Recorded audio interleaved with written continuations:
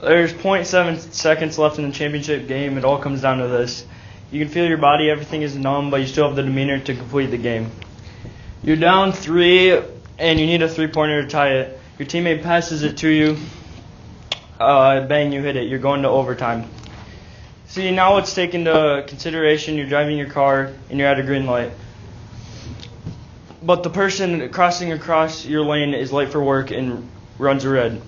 Right in those seconds of your foot hitting the gas pedal, bang, the car hits you, and your whole body goes numb.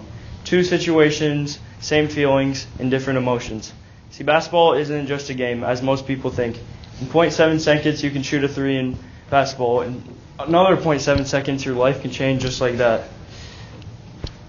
As Michael Jordan once said, obstacles don't have to stop you. If you run into a wall, don't turn around and give up. Figure out how to climb it, go around it, or work through it.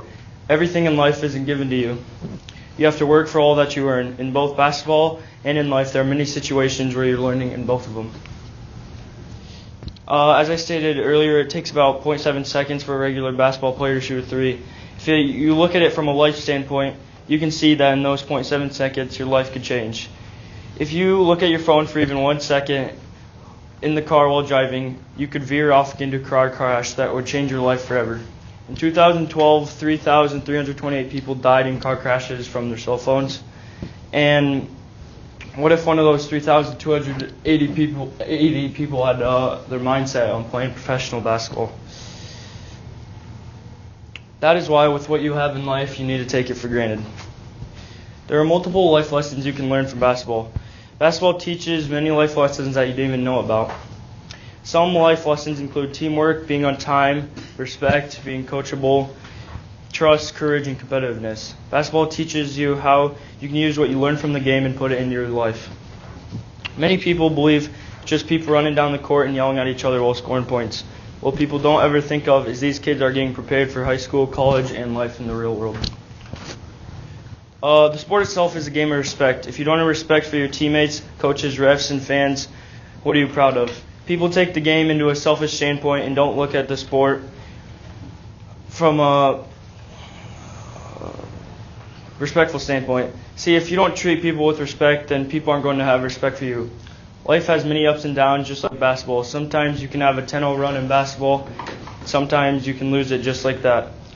In life, you can have a family that's happy, and then a tragedy strikes. With both of these situations, there's time for a so-called comeback, both in the sport itself and life itself. You got to work with what you got. Life and basketball can both be known as having the most fun and having the worst of fun. Things go wrong in life, things go wrong in basketball. But you have to know that somewhere else in the world, someone else is struggling worse and better than you. Knowing that should make you want to work harder than ever. If someone told you I'm strictly better than you at everything I do, wouldn't that want to make you work? See, that is why the game of basketball, instead of sitting on your couch, you should be in the gym or lifting weights. Things like making it to the NBA are not given to you. You have to work your butt off to get there. When it's all said and done, you want to look at your past and say, did I do the best I could? Everything and I did. That's what it's all about, right? And then with basketball, you get to meet people of different religions and backgrounds. It's like your teammates are your so-called family. Basketball isn't just something you do. Basketball is how some of us live. In basketball, you have to work together as a team and put in the hard work. Some people like the work you have to put in the game, but it all pays off at the end. So when people say it's just a game, tell them it's not. It's a lifestyle. And then everything you do in life, you should work your hardest with all you can.